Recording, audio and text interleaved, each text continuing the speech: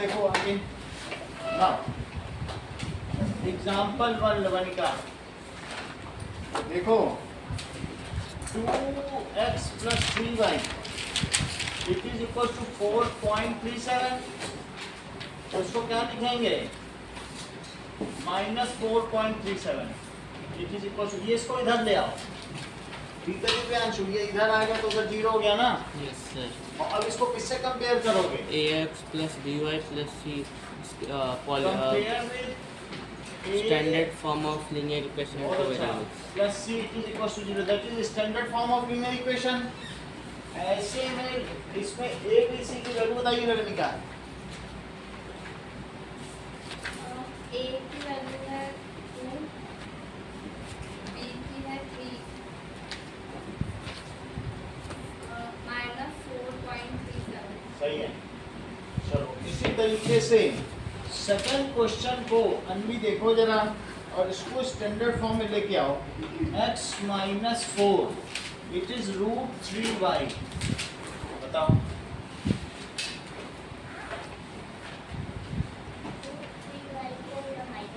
बताओ मैं जो कॉल लिख दूं तो बोलोगे। 4 तो 4 की जगह आएगा ना, c की जगह लिखो।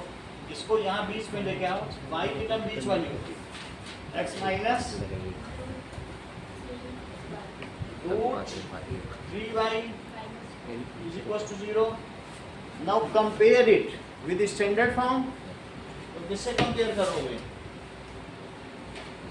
Compare with ax plus by plus c is equals to 0। अभी बताओ abc की वैल्यू। b y क्यों बोल रहे, y तो दोनों में। अच्छा बताया आपने। थर्ड पार्ट में आज इसको स्टैंडर्ड फॉर्म में लाओ। 4 is equals to 5x minus 3y। 5x minus 3y minus 4 is equal to 0। 5x minus 3y minus 4 it is equals to 0। और इसको कंपेयर कर लो, ax plus ax plus by plus c is equals to 0। तो a कितना हो गया, a is equal to 5 b minus 3 c minus 4। चलिए now दोस्तों fourth part देखिए। 2x is equals to y, इसको स्टैंडर्ड फॉर्म में लिखो। 2x minus 5 is equal to 0। और इसे अब कंपेयर करो, compare with ax plus by plus c is equals to 0। बताइए। Sir a is equal to 2, okay, b is equal to -1, c is equal to 0। सही है। Okay, इसी तरीके से एग्जांपल 2 देखिए। एग्जांपल 2 में कह रहा है राइट इन 2 वेरिएबल्स, इसको 2 वेरिएबल्स में लिखना है। Anushka x is equals to -5, इसको 2 वेरिएबल के फॉर्म में लिखो। 1 into x 1x हो गया plus 0 into 0y, क्योंकि y की कोई टर्म है ही नहीं। और इसको भी मान ले आओ, सब एक तो 0 रहेगा, equals to minus एक ही तरफ ले लो। तो पूरा स्टैंडर्ड फॉर्म में लिखो। plus 5। Plus 5 is equal to 0। तो अब इसको कंपेयर करो,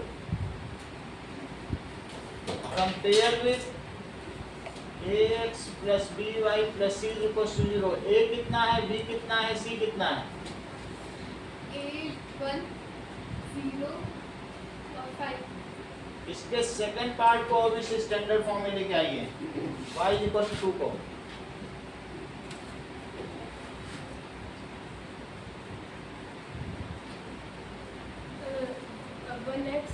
है ही नहीं है, इसको अपने मन से x इंट्रोड्यूस कर दो उसमें। जो नहीं है उसे 0x लिखो।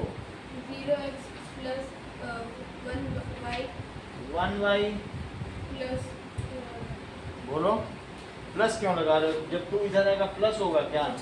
minus -2 is equal to 0। इसे कंपेयर करो, that is compare with ax plus by plus c is equals to 0। abc की वैल्यू बताइए।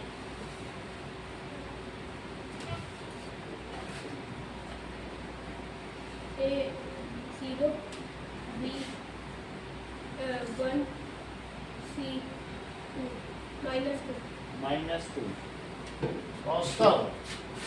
इसी का थर्ड पार्ट देखो 2x इज इक्वल टू 3। इसको पहले तो 2 वेरिएबल के फॉर्म में लिखो, अभी ये 2 वेरिएबल के फॉर्म में नहीं है। 2x is equal to 3। Sir 2x plus 0y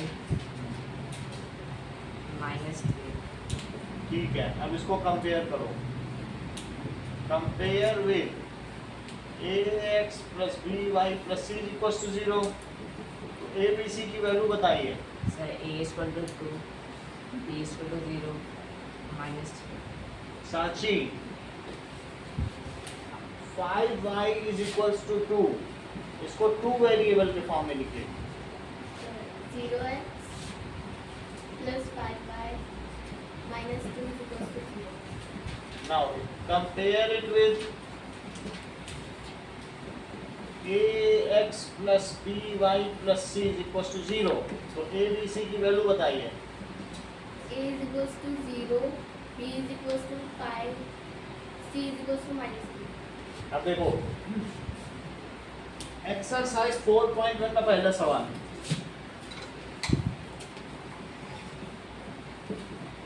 क्या कह रहा है?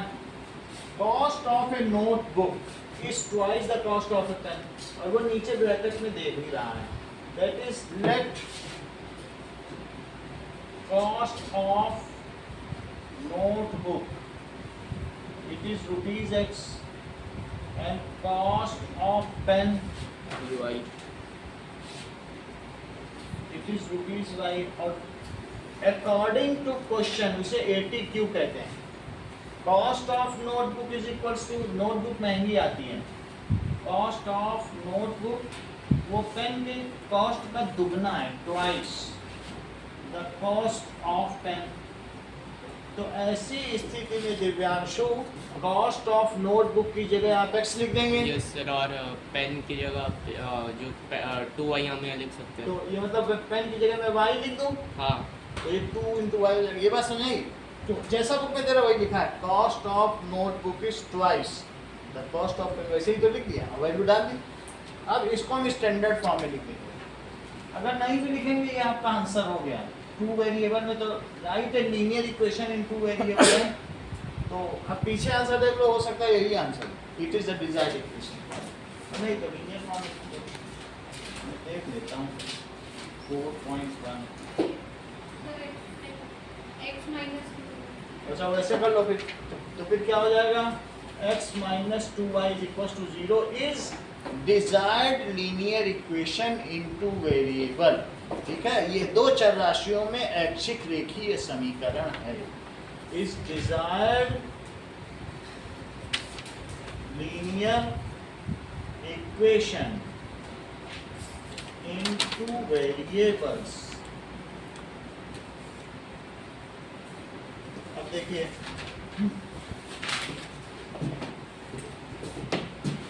नाउ सेकंड क्वेश्चन पिछली क्लास में करा दिया था क्या? Yes sir. यस ठीक है, so solution of linear equation. अब देखो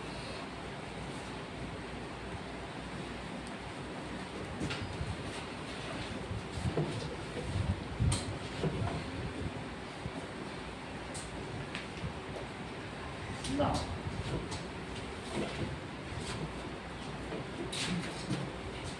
solution of linear equation। अगर मान लीजिए कोई लीनियर इक्वेशन दिया, एग्जांपल 3 ही ले लो, तो x plus 2y it is equals to 6। ना जाने कितनी x की वैल्यू रखते जाओ, y पाते जाओ। क्या तुमको ऐसा लगता है अनुष्का कि अगर मैं इसमें 1,3 रखूंगा तो क्या सेटिस्फाई होगा?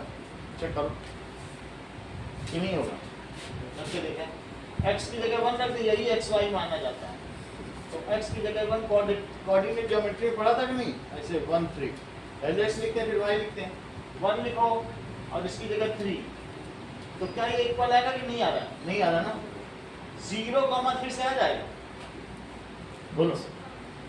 0 और 3 तो 6 इज इक्वल टू 6, बोलो सही है। तो वो इसका सोल्यूशन हुआ। जो वैल्यू किसी लीनियर इक्वेशन को सेटिस्फाई कर दे वो उसका क्या कहलाती है? सोल्यूशन कहलाती है। अब जरा देखो, अब मान लीजिए कोई अगर 6 0 रखना चाहे तो ऐसे में 6 0 रख दो, तो बताइए क्या अभिनव ये 6 0 इसे सेटिस्फाई करेगा? कर देगा? Yes sir. चेक करके देखें। x plus 2y is equals to 6. 6 plus 2 into 0 it is equals to 6. तो 6 plus 0 is equals to 6, तो आ गया। इससे पता चलता है ये भी इसका सोल्यूशन हो गया, ये भी हो गया, दोनों बिल्कुल एग्जैक्टली इक्वल आ गए ना।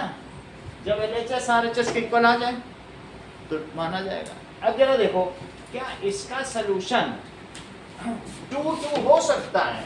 अविश 2 हो सकता है कि नहीं हो सकता? हो सकता है, चेक करें। x प्लस 2y, तुम तो जाने वाले थे, छुट्टी जाने वाले थे निकले। अच्छा देखो इसमें 2 डालो, सही है। तो 2 प्लस 4 इज इक्वल टू 6, तो क्या होगा बताओ? 6 इज इक्वल टू 6, तो हो जाएगा। तो ये भी सोल्यूशन होगा। इतनी बात तो तुम्हें पता चल गई। अनुष्का कहती है सर मैं x को 8 डालना चाहती हूँ। अनुष्का क्या बता रही? सर मैं x को 8 डालना चाहती हूँ और y की जगह -1, तो क्या अनुष्का इसका सोल्यूशन इसे ये कह रही सही है कि गलत हो सकता है? सही है। हो जाएगा। देखते हैं। x plus 2y it is equals to 6, that is equals to 8 plus 2 into -1 it is 6. So 8 minus 2 is equals to 6, तो 6 is equals to 6। अभी ना आप भी कोई वैल्यू डालना चाहते हैं तो अपनी तरफ से बताओ सोच के। तो ये बस 2 वैल्यू बता दो जो इसको सेटिस्फाई करे, वो मैं लिख दूंगा। सर 3 and 2 चेक करें। देखो अभिनव ने भी एक वैल्यू प्रपोज की है। अब हम लोग इस चीज को देखें। हाँ 4 and 1 दो लोगों ने अलग अलग करी है। अब देखें दोनों में से किसकी बात सच निकलती है। सबसे पहले तो अभिनव की ही बात की जाए। x plus 2y it is equals to 6। इन्होंने कहा सर मेरी एक वैल्यू चेक कर लो, तो चेक कर लेते हैं, क्या पता अभिनव की बात सही निकल जाए। आपकी क्या वैल्यू थी? 4 है ना, तो इसका मतलब है 3 2 is not the solution। अगर ऐसे आ जाए तो क्या लिखोगे? Not the of given linear equation, ऐसे लिखना पड़ता है। वो दे देगा एक वैल्यू और पता करो। इन्होंने 4 1 बोली है, मैं वो भी चेक कर रहा हूँ। x plus 2y is equals to 6 4 1, 4 plus 2 into 1, तो 4 plus 2 it is equals to 6, तो 6 is equals to 6, तो हम यहाँ क्या लिखेंगे? 4 1 is solution। आया कि नहीं? 4 1 is रिद्धि एक वैल्यू सब प्रपोज करो। 15 और -5 बहुत टेक्निकल लिखनी है, चेक करें, बड़ी कठिन बता रहे हैं। 16 और -5 ऐसी बात है। 2x plus y it is equals to 6, नहीं x plus 2y, x plus 2y 16 और plus 2 into -5 is equals to 6, 16 minus 10 is equals to 6, 6 is equals to 6, so this is solution। समझ आ गया? मेरे कहने का मतलब है a linear equation has infinitely many solutions, का कोई अंत नहीं है। इतना तो तुम कंसीडर करते हो ना, एक्सेप्ट कर रहे हो कि नहीं? तो लीनियर इक्वेशन, तुम अपने मन से x की कोई वैल्यू रखो, ऐसा इन्होंने रखा होगा, x की जगह 16 रखी होंगी और फिर y उसी तरह से मैनिपुलेट कर लिया होगा, तो उन्होंने बोला इतना करके कम कर दो, आ जाएगा। x रखते जाओ, y पाते जाओ, सोल्यूशन मिल जाएगा। तो इसलिए a linear equation has infinitely many solution many solutions तो अब क्वेश्चन नंबर 3 में कितने सोल्यूशन पूछ रहा है बताओ? 4 पूछ रहा है, इसी के 4 पूछ रहा है। तो अब हम इसके 4 सोल्यूशन निकालेंगे। ये तो हमने चेकिंग की है, ये सोल्यूशन निकालने का तरीका नहीं है, हमें निकालना है ना। कैसे निकालेंगे? Find 4 solution, find 4 sir x की वैल्यू डाल के x की वैल्यू। नाउ पुट एक x को 0 डाल दो, फिर एक बार x को 1 डाल दो, अपने मन से जो तुम्हें लगे। x को 2 डाल दो, 10 कुछ भी डाल दो, 3 डाल दो, ऐसे कुछ भी डालो और डाल के भाई निकाल दो। तो मैं 0 1 2 3 डाल दे रहा हूँ, जरा देखो। x plus 2y it is equals to 6, 0 plus 2y it is equals to 6, तो y कितना आ गया? 3। तो इससे क्या पता चल गया? 0 और 3 इस सोल्यूशन, ये सोल्यूशन हो गया। ये देखो अनिकेत 0 डाला और जो y आ गया तो वो दोनों सेटिस्फाई करने रख के भी देख लो वही आता है। अब 1 डालो, x plus 2y it is equals to 6, 1 plus 2y it is equals to 6, 1 उधर ले जाओ तो बताओ 2y कितना आ जाएगा? 5। तो y कितना आ जाएगा? इससे क्या पता चला? 1, 5 इस सोल्यूशन। एक और रखो, x को 2 रखो,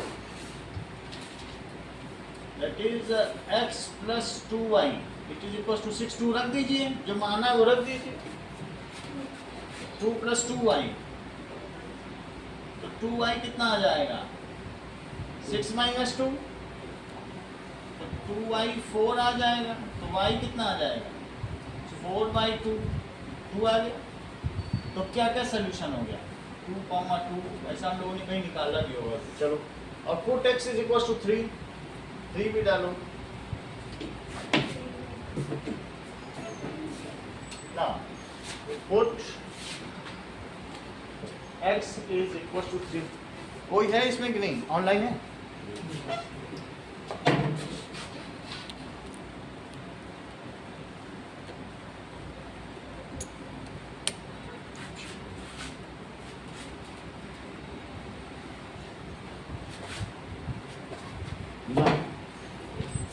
अब देखो, x को 3 रखो, तो x plus 2y it is equals to 6, तो 3 plus 2y, तो 2y क्या हो गया? 3, तो y कितना हो गया? तो श्रेया इसका सोल्यूशन क्या हुआ बताओ? बताओ, बहुत हार्ड क्वेश्चन है मुझे इस क्वेश्चन से। बोलो, ये टैलेंटेड है। लवनिका आप भी बताओ। तो पूरा टैलेंट हर जगह पता चलता। बोलो क्वेश्चन। 3,3/2 सही। तो 3,3/2 इज इट्स सही है कि नहीं? चलो, अब देखिए, फाइंड 2 सॉल्यूशन। एग्जाम्पल 4 के सवाल करने हैं आपको। कौन कौन से? 2 सॉल्यूशन।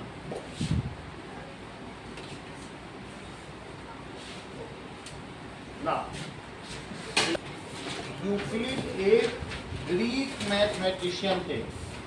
जैसे आप कई नाम सुनते हैं, ठीक है। देयर आर सर्टेन, नया कर दिया क्या? चला रहा है, ठीक है।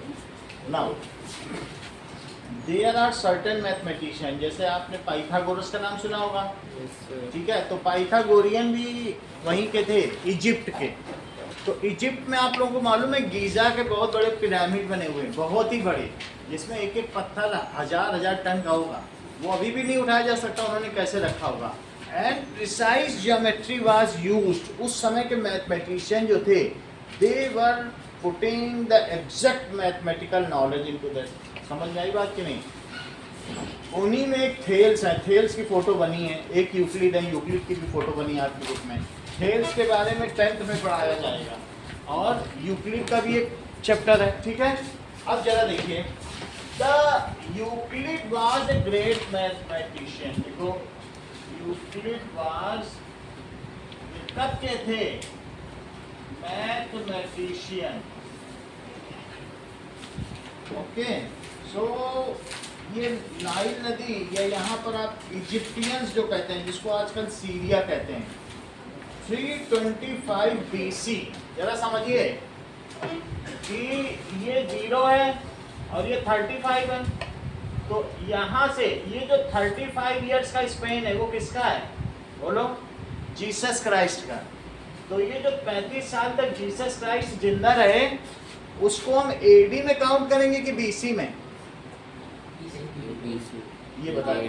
हाँ, ये काउंट ही नहीं करने, कह रहे इसे काउंट ही मत करो, कह रहे हो 35 साल काउंट ही नहीं होंगे।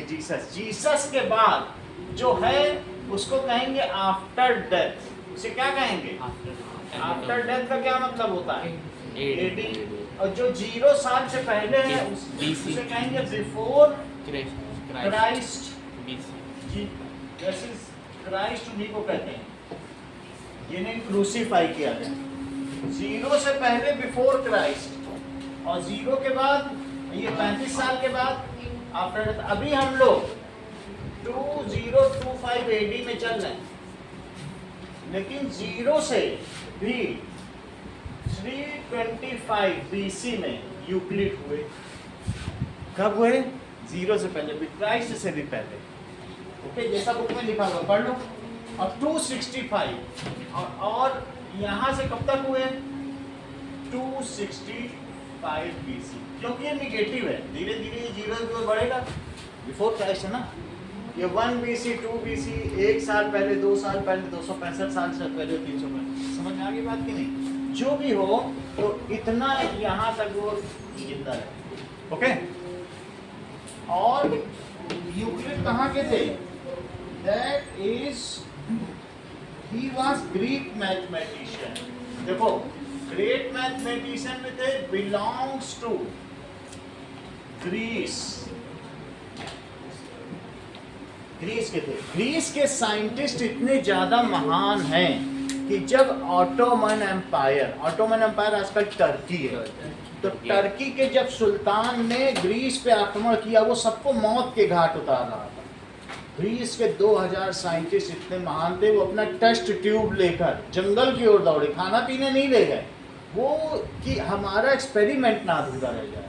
और वर्ल्ड ने इस डेडिकेशन को रिकॉग्नाइज किया, और आजकल जितने भी साइंस के सिंबल्स हैं, अल्फा, बीटा, गामा, और ये जैसे कुछ भी है, बॉस बुबालिस, इंडिको बुबालिस, ये नाम है सब ग्रीक नाम। विश्व आज भी जितने भी साइंटिफिक नाम रखता है, किसके नाम से रखता है? किस लिए? क्योंकि उन्होंने कुछ भी नहीं देखा, अपना खाना पीना नहीं देखा, विज्ञान के लिए वो जिए, विज्ञान के लिए। बात समझ में आ गई कि नहीं? तो अब यहाँ पर दिस बिलोंग्स टू ग्रीस। इन्होंने जितना भी यूक्लिड का फिगर बनाया, जितना भी वर्क किया, उसको एक जगह संकलित कर दिया, उसको एलिमेंट्स कहा जाता है, इतने दूर से। और उस एलिमेंट के 13 अलग अलग चैप्टर्स हैं, एक एक चैप्टर को एक एक बुक का। पढ़ो जरा, सबसे ऊपर की रेंज पढ़ो तो पता चल जाए। ये MCQ का बहुत हॉट टॉपिक है। ऊपर वाली रेंज पढ़ो यहाँ, तो क्या लिखा है? His all work is called elements। तो एट दैट टाइम यूपी, इन्होंने कहा है कि वो इजिप्ट के थे, बिलोंग्स टू इजिप्ट, लिखो सीरिया के हैं, सही है, इजिप्ट के। थेल्स ग्रीस के थे। चलो, थेल्स इसमें लिखा है ग्रीक के ऊपर, लिखा है ना ग्रीक मैट्रिशियन। अब देखो, हिज ऑल वर्क, उनका सारा वर्क किसमें है? इज कंपाइल्ड एज एलिमेंट, उसको एक साथ संकलित किया गया, कंपाइल्ड एंड कॉल्ड एलिमेंट। अब जरा देखो, एलिमेंट में 13 चैप्टर्स हैं। Element has 13 chapters. Each chapter is called, her chapter को क्या कहेंगे? Is called book. बात समझ आई? ये MCQ का क्वेश्चन है, ये जरूर आता है हर बार। जो उन्होंने लिखा उसे क्या कहा गया? एलिमेंट। उसके 13 हिस्से किए, हर हिस्से को एक बुक कहा। सही। अब देखो ना, उन्होंने कुछ डेफिनेशन बताई। क्या डेफिनेशन बताई? इस चीज को क्या कहते हैं? That is Euclid has given some definition. Euclid as वो डेफिनेशन हम लोग देखेंगे। सो ये कहाँ से ली गई हैं? वैसे 23 डेफिनेशंस हैं बुक 1 ऑफ एलिमेंट। तो मैंने अभी अभी आपको बताया कि देयर वर ऐसे बहुत सारी बुक्स थी, करीब बहुत ज़्यादा बुक्स थी। उन बुक्स में से क्या लिया गया?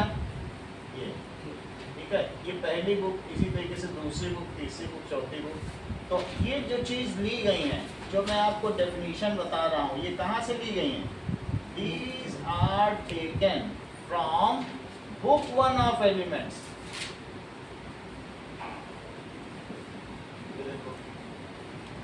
इनकी ये पूरा इस कलेक्शन को क्या कहा गया? एलिमेंट्स। और ये कौन सी है बोलो? बुक 1। Book 1 of elements. तो ये जितनी भी डेफिनेशंस ली गई हैं एज गिवन डेफिनेशंस, ये भी एमसीक्यू का है। These are taken from book 1 of।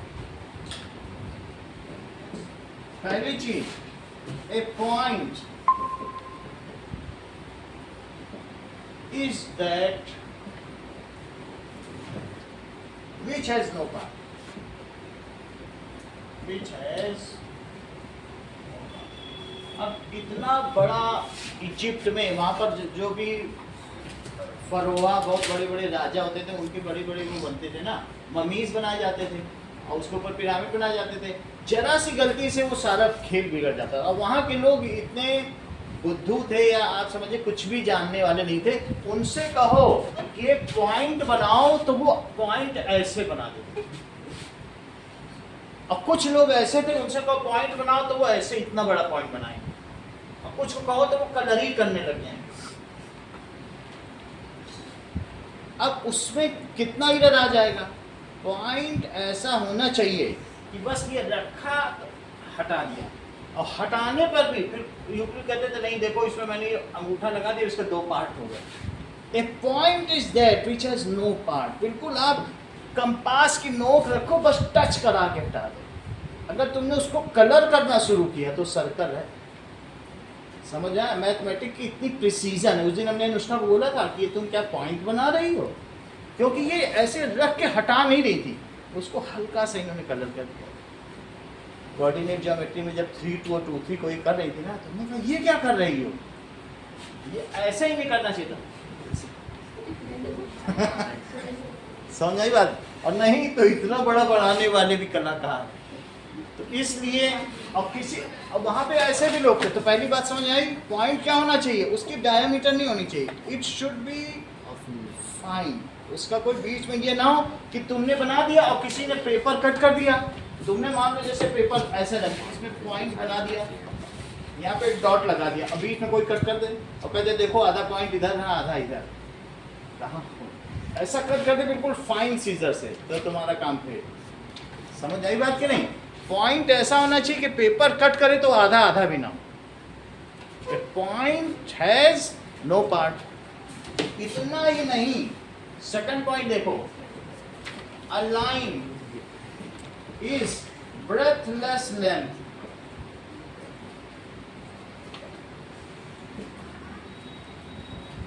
कुछ लोग वहां पर जब लाइन बनाते थे इजिप्ट में, तो ये ऐसे लाइन बना देते थे, और कुछ तो ऐसे थे वो कलर ही किए जा रहे हैं लाइन को और चौड़ा कर रहे हैं। तो उन्होंने कहा नो, लाइन ऐसी होनी चाहिए कि कोई यहां से कट करे, इतनी फाइन होनी चाहिए। अ line is a breathless length. अब इन दोनों डेफिनेशन को बताओ और ये बताओ कि इनकी डेफिनेशन किससे दी गई? A point is have no part. पहली तो गलत हो गई, दूसरा बताओ। जैसी है ना वैसी बताई जानी चाहिए। A इस line साइड is मतलब सकते हो? ठीक है, आप बताओ दोनों। A point is that which has not any part. नहीं कहा था, a point is that which has no part, comma preposition वही होना चाहिए, इसमें गलत नहीं कर सकते, नहीं तो पिरामिड गिर जाएगा तुम्हारा, फिर क्या करोगे? महंगा पिरामिड है, परोहा के लिए बना रहे हो। अगला बोलो। A straight line. लो, इसलिए तो तुम्हारा। आप बताओ। A line is, ये तो अच्छा, पहला बताओ।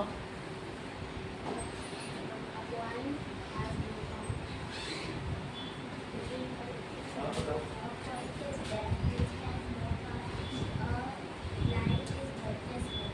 और ये किससे लिया गया? बुक वन ऑफ, अरे उसको पेन मिलने वाला था, तुमने गड़बड़ कर दी, जरा सा चूक गई तो। ठीक है, सही है। जितना पूछे बताओ और इनाम लो हमसे, बस आपको ये बताना है, दो ही चीज बतानी। चलो, इतनी बात समझ आ गई। तो ये किससे दिया गया है? Book one elements. ऐसे नहीं हो सकती लाइन। लाइन कैसे होनी चाहिए? बिल्कुल फाइन होनी चाहिए और उसकी कोई लेंथ नहीं हो। लाइन पर लाइन रखते जाओ तो मोटी नहीं होगी। देखो हमने 10 लाइन इकट्ठी कर दी, अब इतनी चौड़ी हो जाएगी, नहीं वो उतनी पतली रहेगी, क्योंकि लाइन में कोई ब्रेथ होगी ही नहीं। सही है कि नहीं? अगला देखो, the end of a line are points. द ends of a line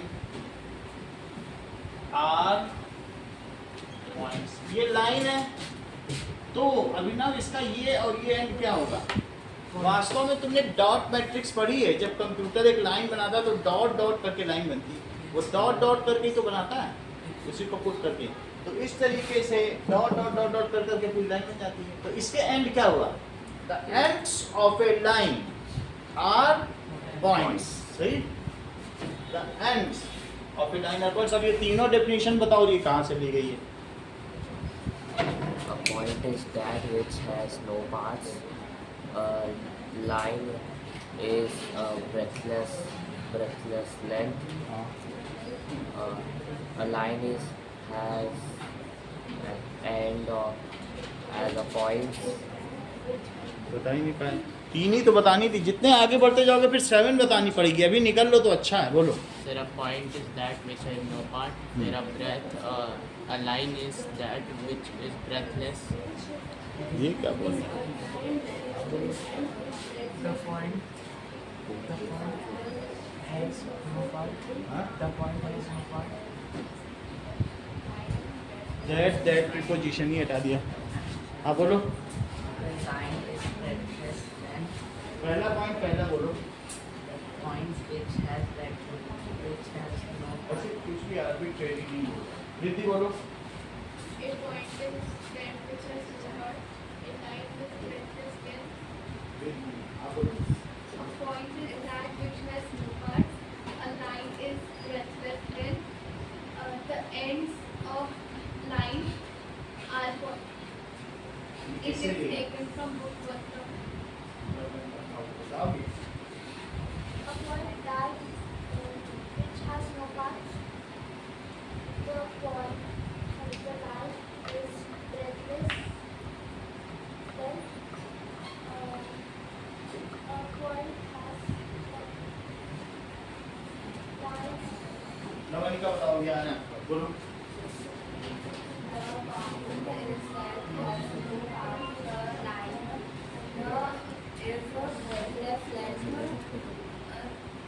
उधर क्यों देख रही हो? उधर क्यों देख रही हो? ऐसा नहीं होता है। बोलो।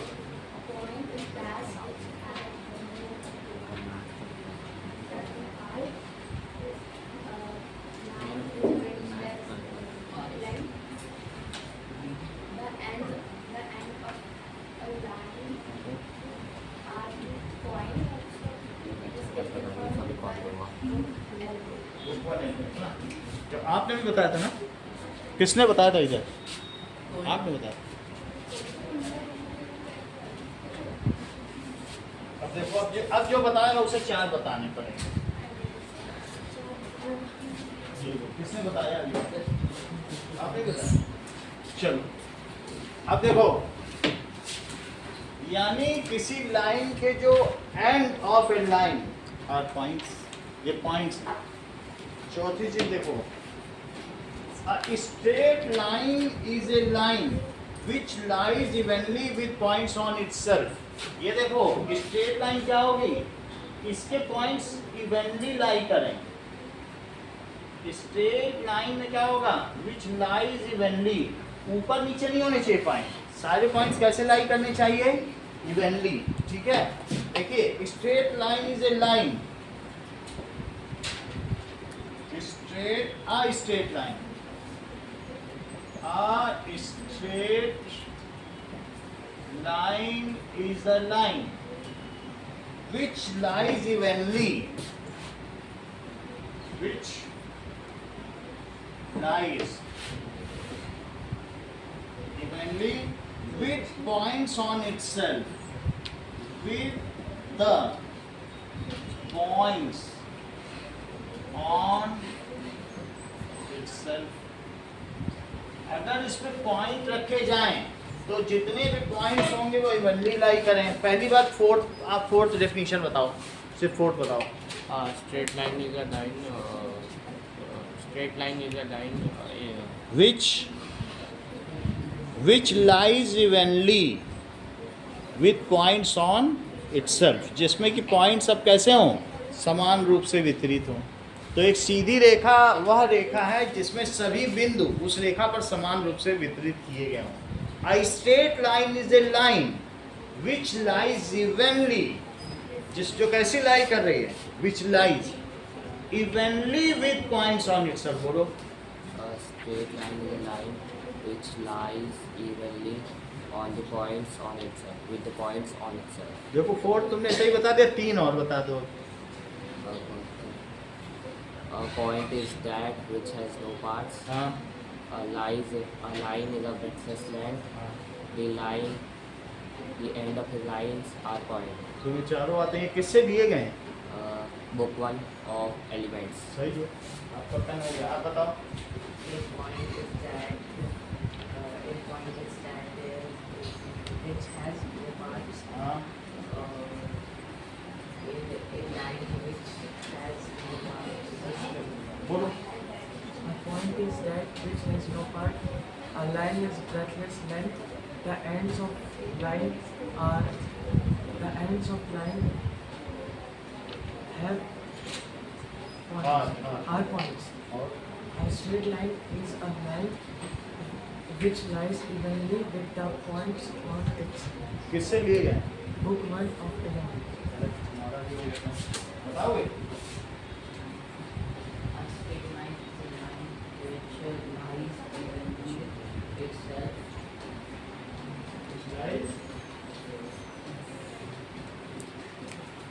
बोलो।